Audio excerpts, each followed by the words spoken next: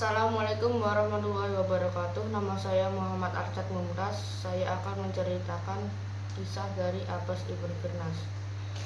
Abbas ibn Firnas juga dikenal sebagai Abbas Abu Al-Qasim bin Firnas ibn Firdas Al-Taqurini. Abbas ibn Firnas lahir pada tahun 810 Masehi di Ijnran Onda, Andalusia, yang kini dikenal dengan nama Spanyol. Dulu Andalusia merupakan bagian dari Kekaisaran Islam Cordoba, di mana negara tersebut berhasil menjadi negara paling maju di Eropa. Bukan hanya dari segi ekonomi rakyatnya, tapi Cordoba juga menjadi pusat pendidikan dan kebudayaan. Ada banyak penemu dan ilmuwan yang pergi ke Cordoba dan belajar di sana, termasuk Abbas ibn Firnas. Di sanalah Abbas berhasil menjadi dokter, ilmuwan, insinyur, dan musisi. Penemuan dari Abbas bin Firnas. Penemuan pertama dari Abbas ibn Firnas adalah Al-Miqotah. Al-Miqotah merupakan suatu alat yang berfungsi untuk menentukan waktu yang dioperasikan dengan tenaga air. Yang kedua ada magnet kubah langit, dan yang terakhir ada kapal terbang dengan dua sayap yang dapat bergerak. Abbas ibn Firnas pun mulai mempelajari prinsip-prinsip penerbangan hingga membuat mesin terbangnya sendiri di sela-sela kesibukannya yang lain. Kemudian dia meneliti burung, bagaimana ia dapat mengepakkan sayapnya hingga bisa terbang. Abbas bin Firnas lalu merakit sebuah sayap buatan lalu dipasangkan ke tangannya.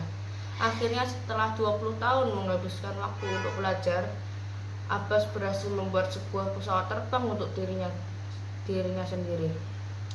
Dia memulai percobaannya pada tahun 875 Masehi. Lalu ia pergi ke atas Bukit Al-Aqrus untuk melakukan percobaan.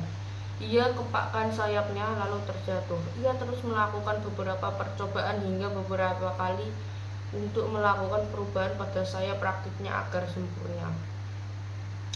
Abbas ibn Firnas hanya membuat sepasang sayap yang terbuat dari sutra dan kayu sebagai rangkanya. Meski sederhana, namun pesawat ini berhasil membuat Abbas ibn Firnas terbang selama 10 menit di angkasa.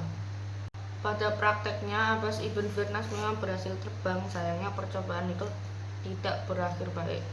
Masalahnya adalah selama bertahun-tahun Abbas belajar cara untuk terbang, tapi dia lupa mempelajari bagaimana caranya mendarat dengan baik dan aman.